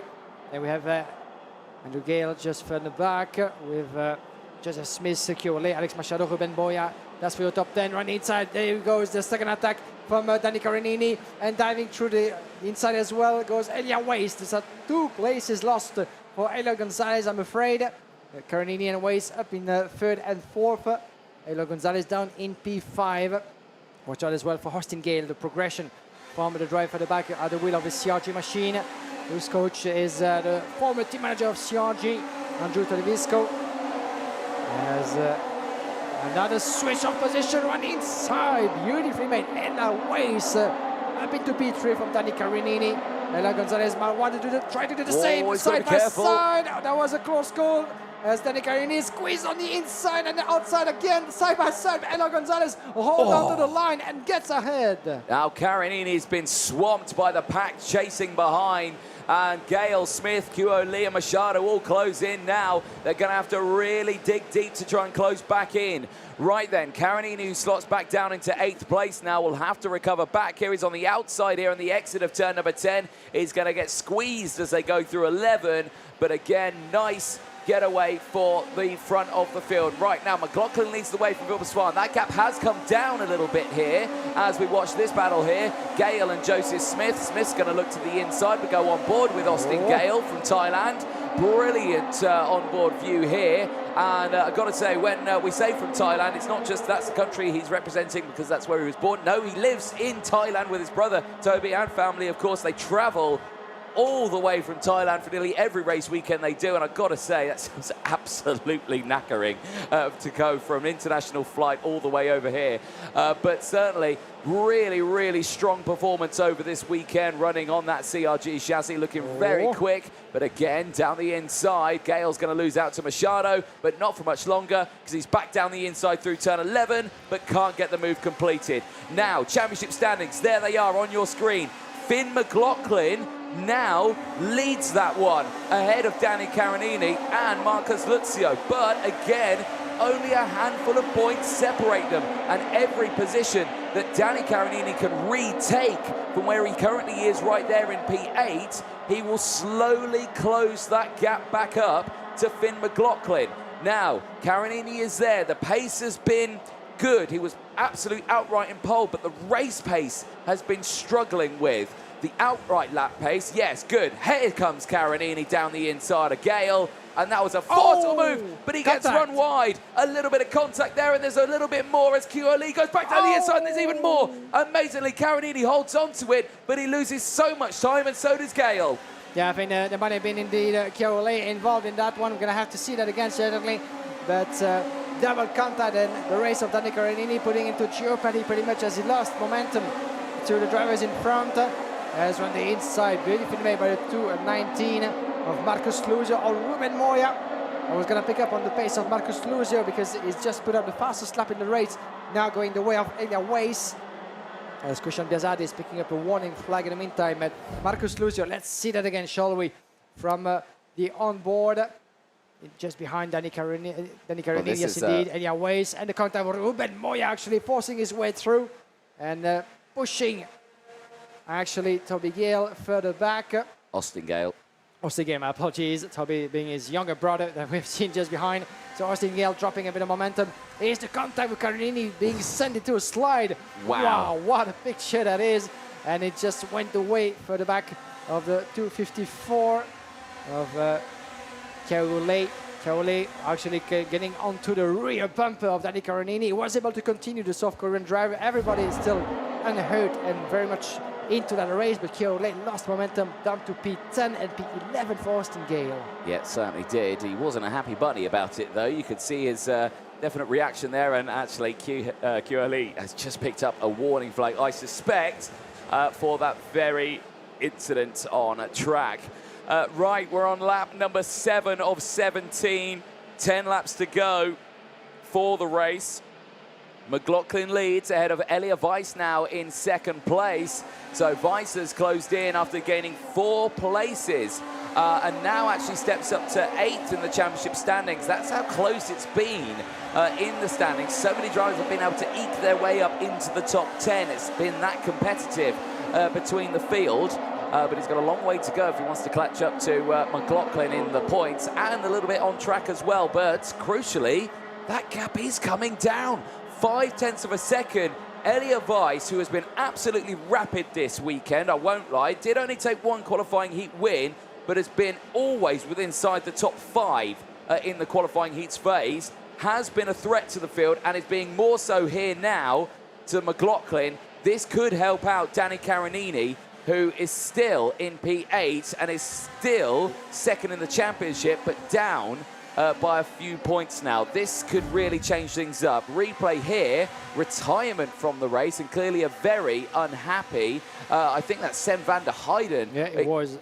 Yeah, Sam van der Heijden or Kevin Latinga, both of the KCR racing team, but yeah, Sam van der Heijden not a happy bunny, especially the fact that he was a pole sitter in qualifying. Yeah, that's quite an unfortunate turn of events for both teammates of KCR and Tinka van der Heijden, who have been familiar names fighting at the forefront indeed during the qualifying heats, and now both retiring from that final and picking up on Danny Carinini.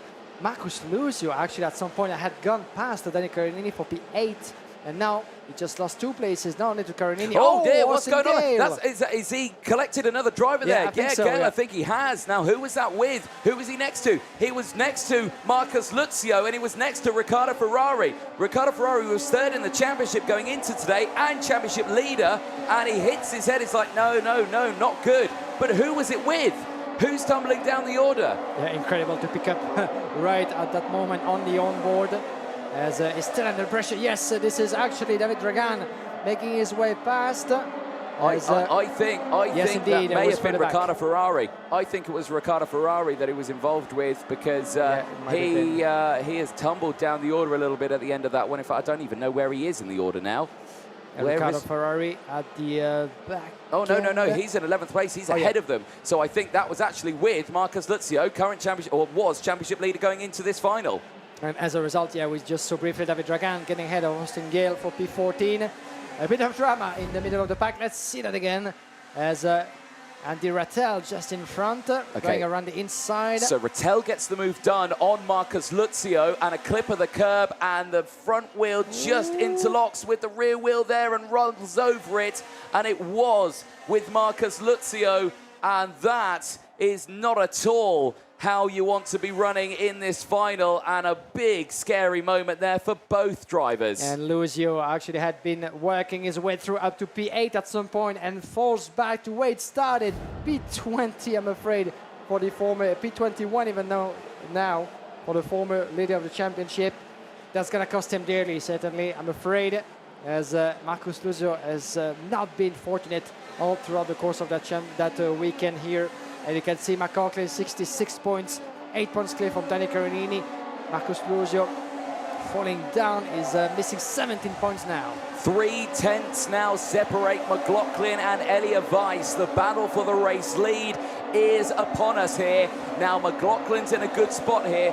Where is Caronini? Still in 8th place, is struggling to get past the likes of Moya. In fact, there's about a half a second gap between the two of them at the moment as they break their way through. So Caronini really on the back foot here.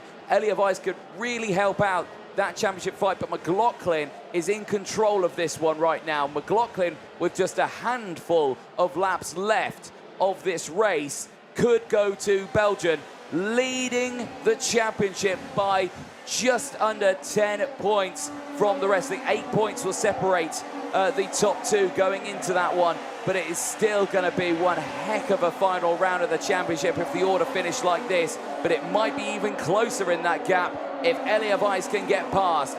Weiss, in the home country of Germany for the Simon team, could be standing on the top spot of the podium here in Wackersdorf. He still has a bit less than 5 laps to try to prove to everybody how strong he has been so far. But Elia Weiss might have other plans in mind. Christian Biasati, in the meantime, fastest on track. McLaughlin, who has a win under his name already in the IAME Euro Series. It was last year in Genk for the closer of the IAME Euro Series 2023.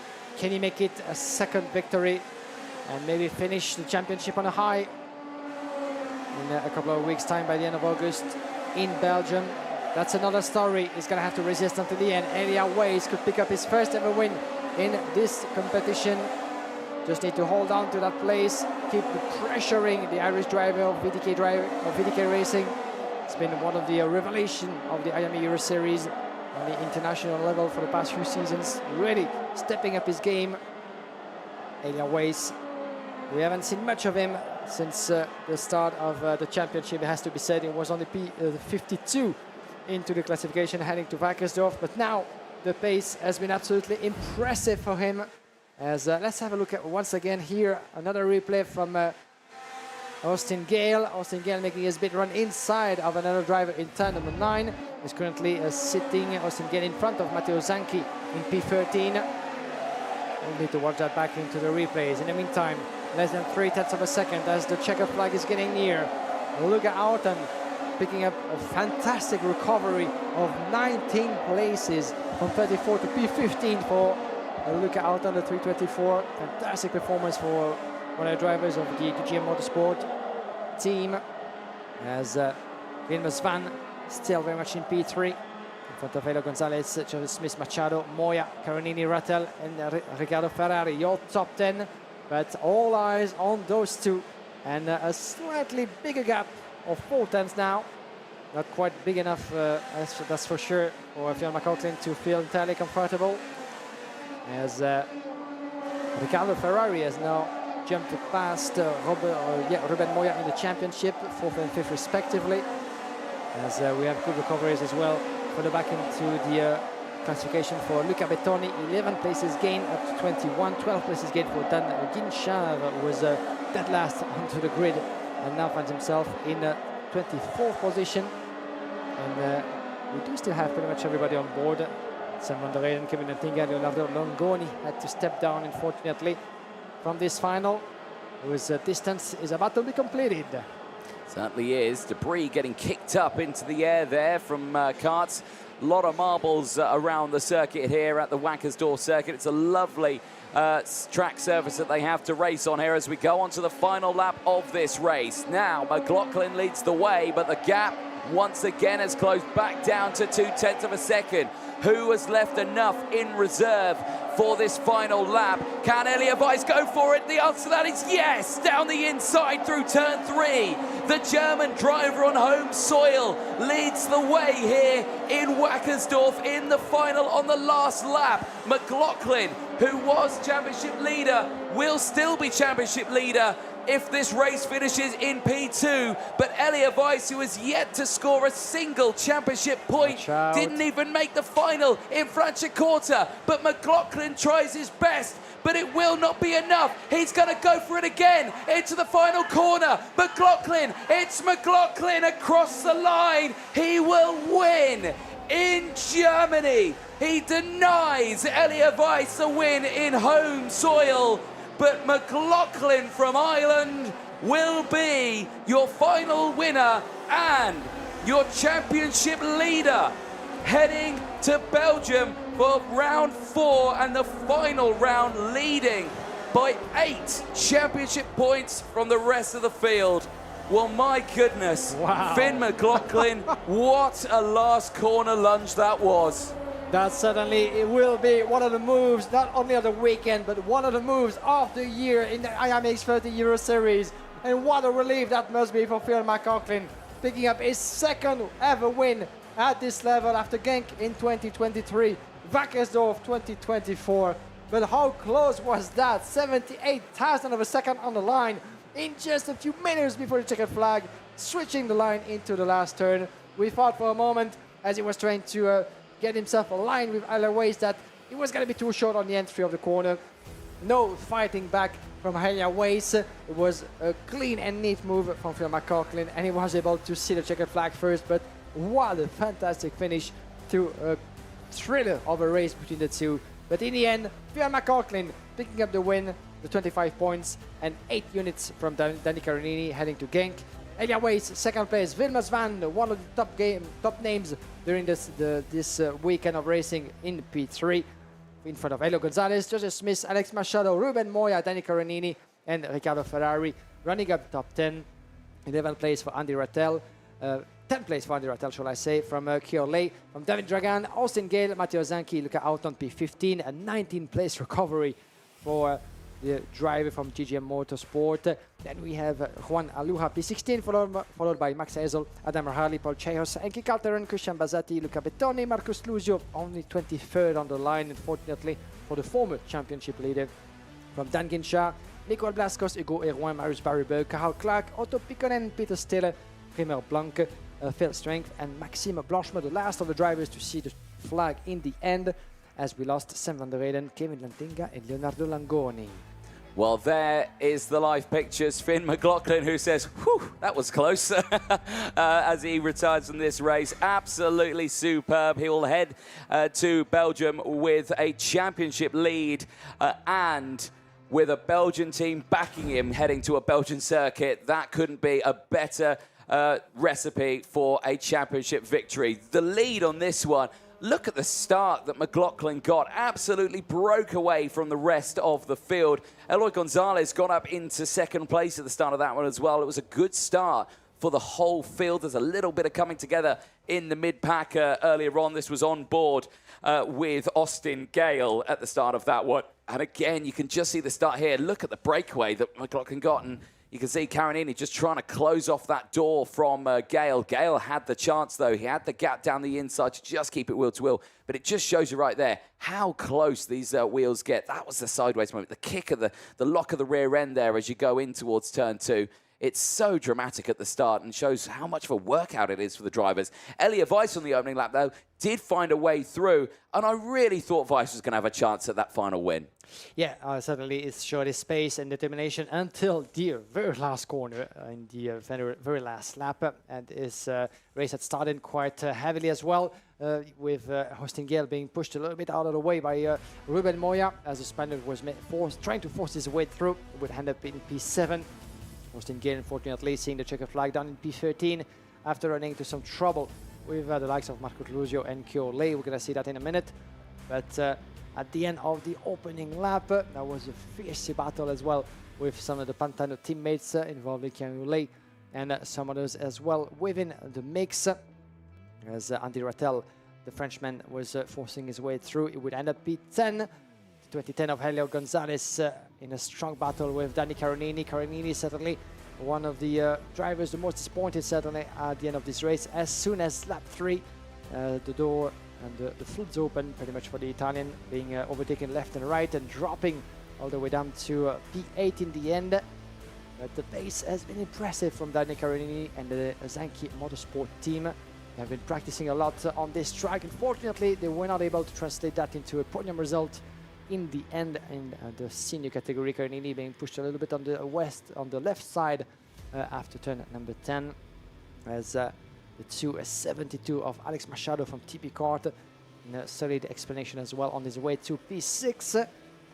Danny Caronini trying to save his race a little bit, and that moment with Gale Kyo Lei trying to make his bit on the inside, and then kept on going from bad to worse for Danny Caronini, with Kyo Lei hitting not one but two drivers, both Caronini and Gale, and the Italian wasn't happy at all about what just happened.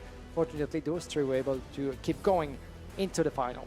Yeah, indeed, that did end up in a warning flag for Austin, no, not for Austin Gale, for Kyo Lei at the end of that one. There was Sam van der Heijden retiring from the race. Big shame for Sam van der Heijden. Great qualifying for him. Really great performance over the weekend. But unfortunately, in that final, just not getting the result. That was Elia Weiss getting past Vilma Svan. That was for second place, and we thought that was signed, sealed, and done. But it was really early on, actually, in that race. That gave plenty of time to close into McLaughlin, which Weiss was able to do. And that just kind of shows the pace that Elia Weiss had over the course of this weekend, just able to close that gap up. This was with Austin Gale. This was a dramatic moment and a disaster for the championship leader going into the weekend. You can see Rattel going past Luzio, but then just on the exit, two karts in the same piece of the track, and unfortunately for Austin Gale, riding over that rear wheel, and that dropped Luzio, sorry, all the way down to about P21 at the end of that. Where did he finish? P23 at the end of that, so dropped down a big way.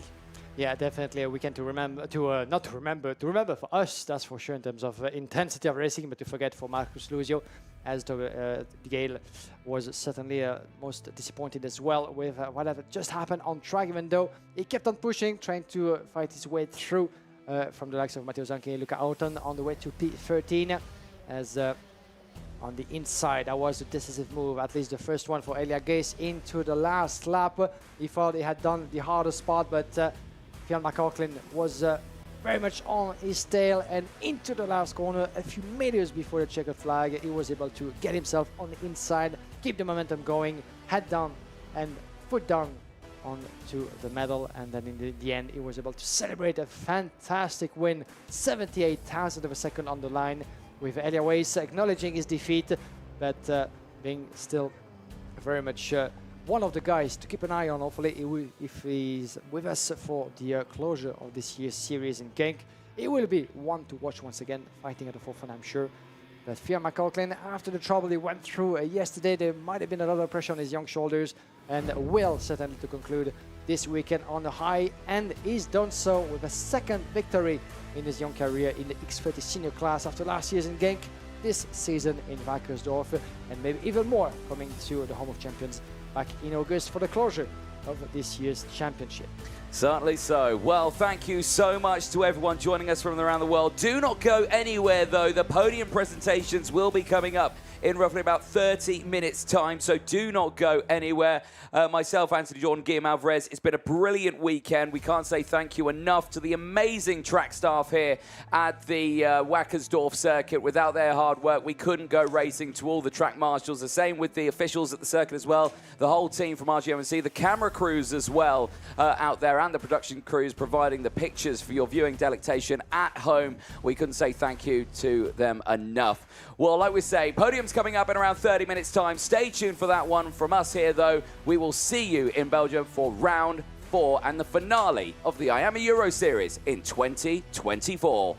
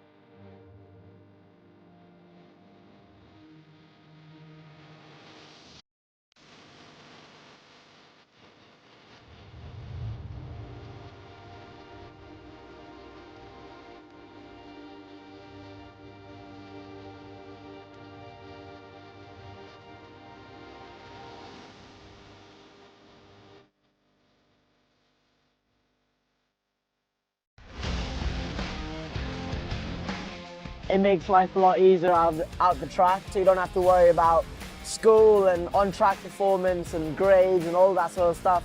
The school understands exactly what I'm doing. They understand, how important it is for me, and the schedule that they, cater for me is really well balanced, and I really enjoy it.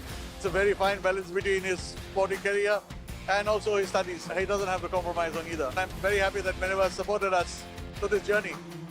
The communication is great, and yeah, I'm enjoying it.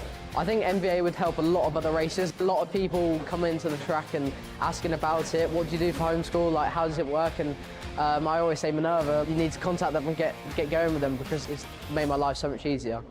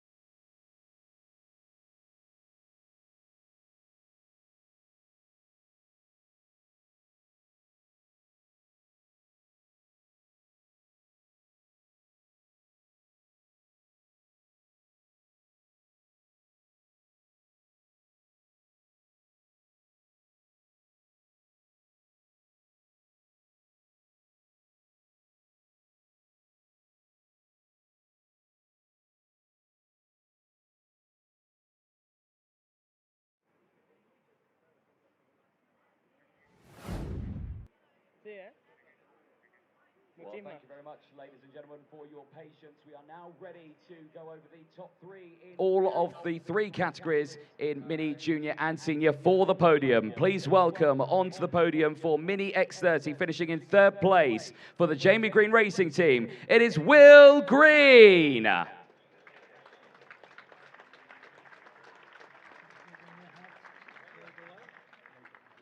Please welcome onto the podium, finishing in 2nd place. Now joint 3rd in the championship. Give it up, please, for Sweden's Ludwig Granqvist.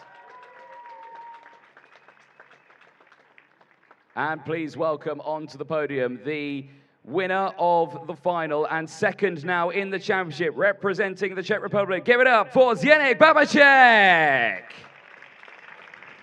And finally, to represent the team as well for the Teps Racing Team, please welcome Kees Vos.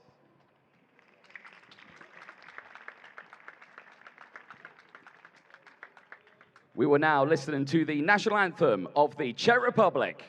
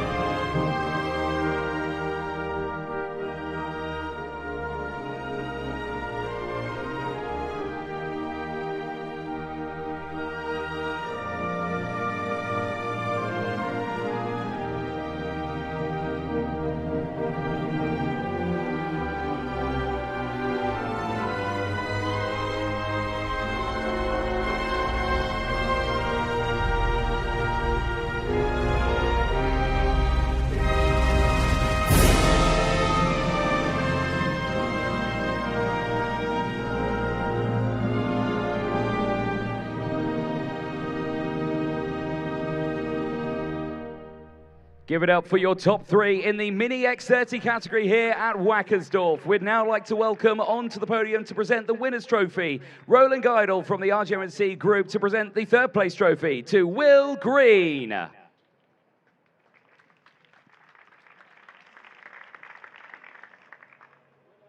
The 2nd place trophy to be presented to Sweden's Ludwig Granqvist.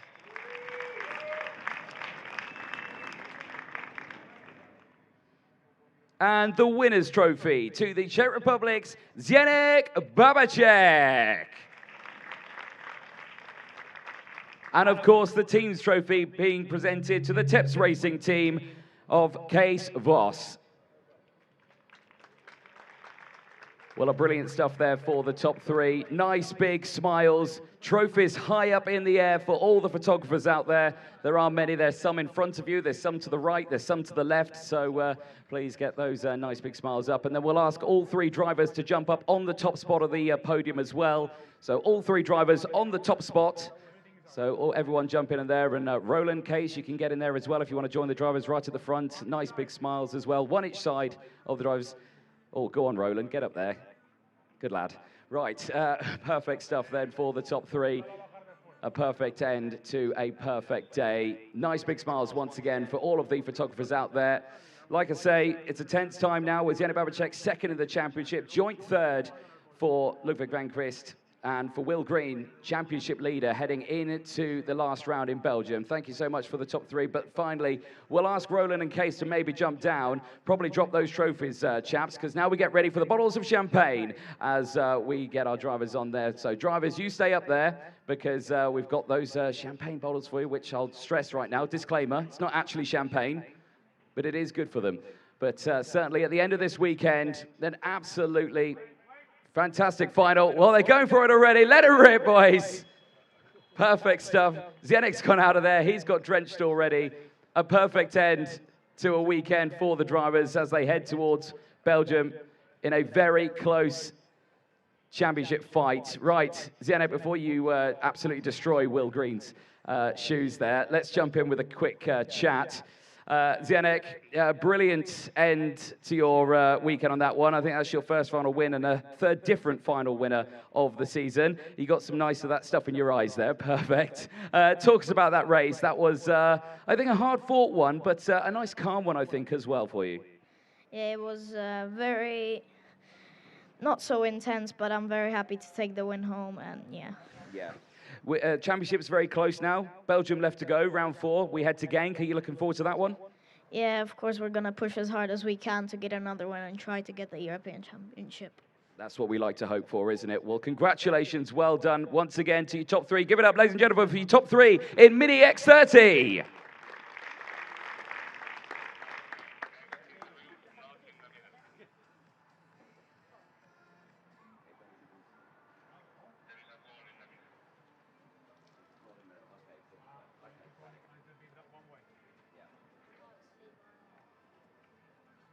We'll now turn our attention to the Junior X30 category.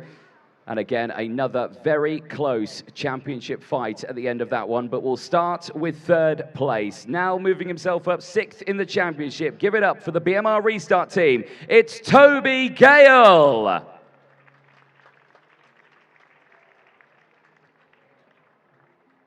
In 2nd position, now moving up into 3rd in the championship with 1 round to go for the United Kingdom. Give it up for Jamie Green Racing, Zach Green.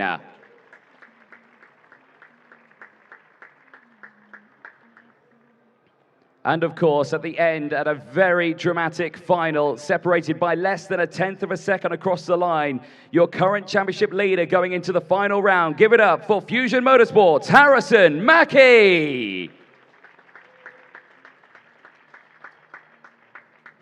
And of course, please welcome onto the podium, representing the Fusion Motorsport team, Chris Rogers.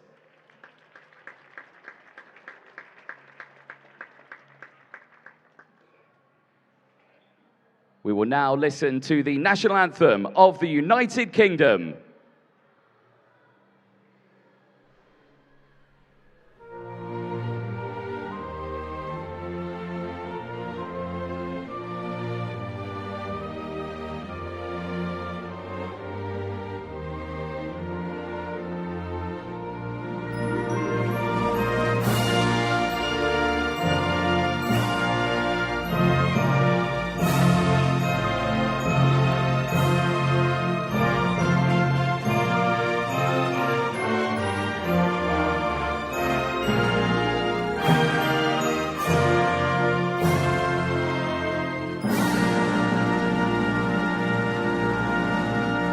Give a huge round of applause to your top 3 in the Junior X30 category. We'd now like to welcome onto the podium to present the winner's trophy, Roland Geidel from RGMMC Group, to present the 3rd place trophy to Toby Gale.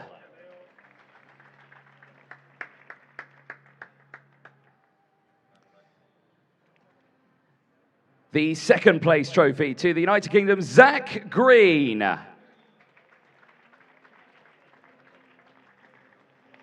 And finally, to your current championship leader and winner of here in Wackersdorf, Harrison Mackie. And of course, the team's trophy to be presented to Chris Rogers for Fusion Motorsport. Well, excellent stuff there. Nice big smiles. Trophies high up in the air for me, please, drivers. Nice big smiles. You can go higher than that, Zach. There it is. Nice and high. Perfect stuff. Nice big smiles for all of the photographers as well. Trophies above your head. Perfect stuff. And again, we'd like to ask Chris and Roland onto the podium. You don't have to jump on the podium. You can stand in front of it if you'd like, Roland. There you go. That might be a bit easier for you. But brilliant stuff there for all of the drivers. A fantastic end to the championship. Or not the championship, I should say. 1 more round to go. We do head to Genk next. And it is a very close end to the championship. Of course, in that final round. But we'll now ask our guys Chris and Roland to step away, and we'll get the bottles of champagne up onto the podium for our drivers. An excellent end to a brilliant day of racing. And of course, for our top 3 in that one, Harrison Mackie, Zach Green, and Toby Gale, they can end it with a nice shower of the bubbly stuff. Give it up. 1, 2, 3, let it rip! Well, Harrison's dropped away. He soaked a load of camera crew as well, so I'm sure they'll be happy with that as he soaks some of the team down below. But a brilliant result there for Harrison Mackie, now leader of the championship and going into Belgium with a good bunch of points. If we can bring Harrison back. Harrison, come on back to the podium for me, please, because we'll have a quick chat. Now you've... Who were you aiming for there? You were aiming for your dad? Yeah. It looked like you soaked the VDK team, but wrong team. You're part of Fusion. Brilliant race for you. Come this way just a little bit for me. Brilliant end to that weekend. That's exactly what you needed. You go into Genk now, still leader of the championship. Now a little bit more of a comfortable gap, but it's not too comfortable for you. Yeah, it's definitely a lot more comfortable than it was, but obviously we're going to still fight at Genk as well to make it even bigger, and obviously we're going to try win the championship as best as we can. Yeah. Genk and Wackersdorf, kind of similar in terms of circuits in a way. There's some trickier sections, but Genk a little bit longer of a circuit. Do you think you're ready for that one? Do you think you're ready for the challenge there? Yeah, I showed great speed last year, showing lovely speed, so hopefully I can take that from last year and do it again, obviously whenever it is. Yeah. Well, it's going to be a close one, but we wish you all the best. Congratulations here, and once again, ladies and gentlemen, give it up for your Junior X30 podium finalists.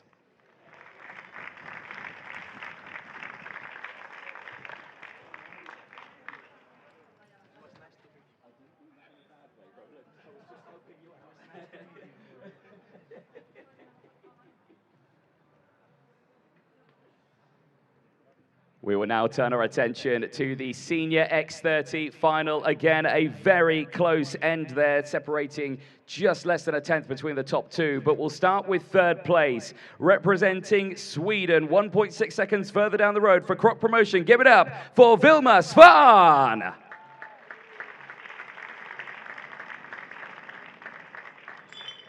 In second position, in home soil, give it up for the Simon team. Give it up for Elia Weiss.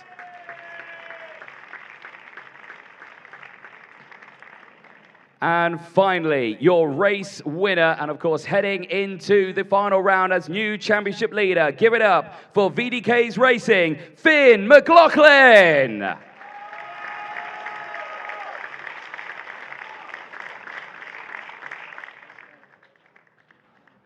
And finally, not forgetting, of course, representing the VDK team, welcome onto the podium, Kenny Roosens.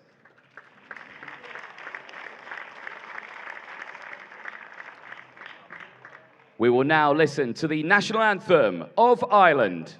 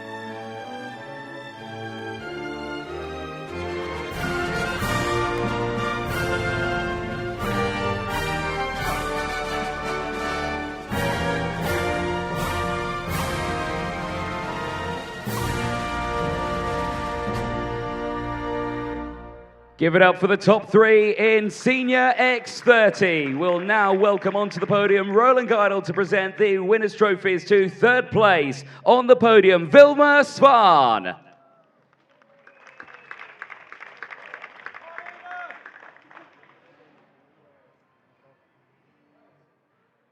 We present the second place trophy to Germany's Elia Weiss.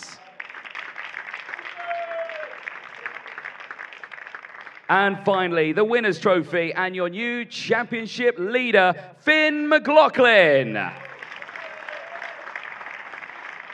And not forgetting, of course, the team's trophy to VDK and Kenny Roosens. Well, perfect drivers. Lift those trophies nice and high up in the air. Nice big smiles once again for the photographers out there. Again, some to your left, some to your right, some straight in front of you. Nice big smiles all around. And then we'll ask the drivers to all jump up onto the top step of the podium. Kenny's going to jump up there. So nice big smiles again for all of the photographers out there. A brilliant end to the championship round here at Wackersdorf. One more round to go in Belgium at Genk, with now Finn McLaughlin leading the championship standings. All brilliant stuff. We'll now present the drivers with the bottles of champagne tonight. End the weekend with a bang. Thank you so much to the top three. Thank you to Kenny and Roland there. Well, drivers, get hold of those bottles. Wait for it. Wait for it. Wait for it. Let it rip! Well, congratulations to the top three there, and Finn McLaughlin taking a win here as well. Congratulations to Elia Weiss as well. Home soil just fractionally away from that race win, but we'll jump in with our race winner from that one, Finn McLaughlin. Finn, as the sunshine comes out now, come step this way a little bit, towards me. We've got a camera just there, so actually we'll switch sides. There we go, that might be a bit better. Perfect. That was exactly what you needed, wasn't it? Now championship leader going into Genk. Perfect end to the weekend. Of a dramatic weekend, I think, for you as well. Yeah, definitely. It was really what I needed. And I'm in the championship battle now for it, so we'll see how Genk goes. Yeah, exactly. This weekend, obviously, ups and downs on that one. Qualifying heats was a really tense moment for you. Super heats went your way, though. That's what you needed, and that final even better. But you certainly had to fight for it there. What were you thinking battling away with Elia Weiss? Because, of course, home country driver, certainly going to be a challenge. Yeah, I definitely didn't see that move coming, but when it come to me, I had to do something to get the lead back, so I went for it in the last corner when it come to me. Yeah, a very tense moment. There were so many cheers coming from the sidelines, but you got the job done. It's what you needed, and you head to that final round championship leader, so congratulations. Thank you very much. Excellent stuff there. Once again, ladies and gentlemen, big round of applause for your finalists in Senior X30. You got stuff in your eye. Perfect. There you go. Oh, your helmet's... Oh, you've ruined your helmet. There we go. Perfect. Well done, Finn. Congratulations. Well, perfect stuff then. That ends the penultimate round here then in Wackersdorf. We head to Belgium for round 4 at Karting Genk, the home of karting in the land, for the final round, and we'll crown champions in all 3 categories, in Mini X30, Junior X30 and Senior X30. From myself, Anthony Jordan, and Guillaume Alvarez here in Wackersdorf, it's goodbye for now.